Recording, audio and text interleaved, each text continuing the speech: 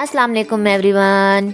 आज हम घर में मौजूद जो चावल होते हैं उनसे बनाएंगे खीर मज़ेदार सी। आपके साथ इसकी रेसिपी शेयर करेंगे। बहुत ही अच्छी बनती है और बहुत ही मज़ेदार बनती है। चले चलते हैं रेसिपी की तरफ। 1 कप मैंने लिए हैं चावल, इसको मैंने भिगो के रख दिया था। और 2 किलो मैंने लिया है दूध और इसके अंदर जाएगा 3 कप पानी। पतीले के अंदर मैंने डाल के उसको रख दिया है पकने के लिए। पानी जब अच्छी तरह से पकने लग गया था तो इसमें मैंने डाल दिए थे चावल। लेकिन अब हम आंच बिल्कुल लो रखेंगे, आंच हमने तेज़ नहीं करनी। इसको मैंने हल्की आंच पे दम लगा कर रख दिया था तकरीबन 5-10 मिनट। जब हमारे चावल अच्छी तरह से फूल गए हैं, इसका पानी काफ़ी हद तक हो गया खुश्क। ये देखना चावल हमारे कितने फूल चुके हैं, गलाने हैं चावल हमने। फिर हमने इसमें दूध ऐड करना है, पहले हमने दूध नहीं ऐड करना।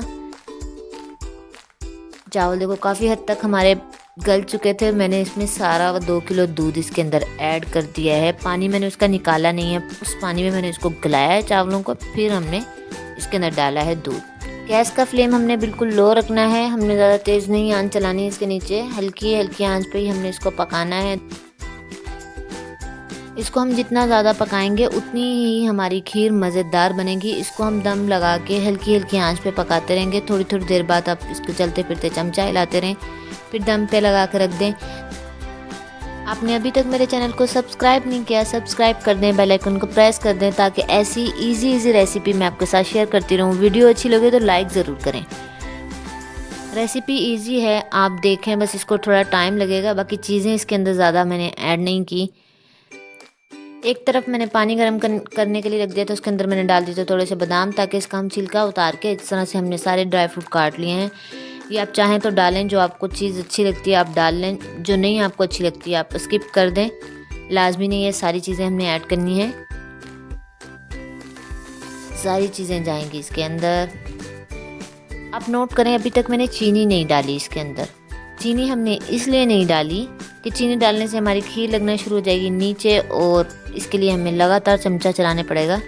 हमने चीनी नहीं इसके अंदर ऐड करनी, चीनी हमने बहुत लास्ट में ऐड करनी है जब खीर। ये देखो अब ऐड कर रही हूँ मैं इसके अंदर शुगर, यानी चीनी। 1 कप चावल थे तो 1 कप ही मैंने इसके अंदर चीनी डाली है।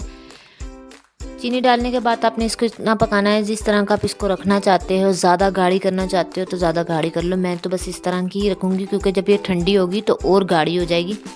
बस इसको अच्छी तरह से हमने पका के इसको कर दिया है बंद। ये देखें जब ठंडी हुई है तो इस तरह से कितनी गाढ़ी हो चुकी है। बहुत ही अच्छी बनती है और बहुत ईजी है। मिलते हैं नेक्स्ट वीडियो में। अल्लाह हाफिज़।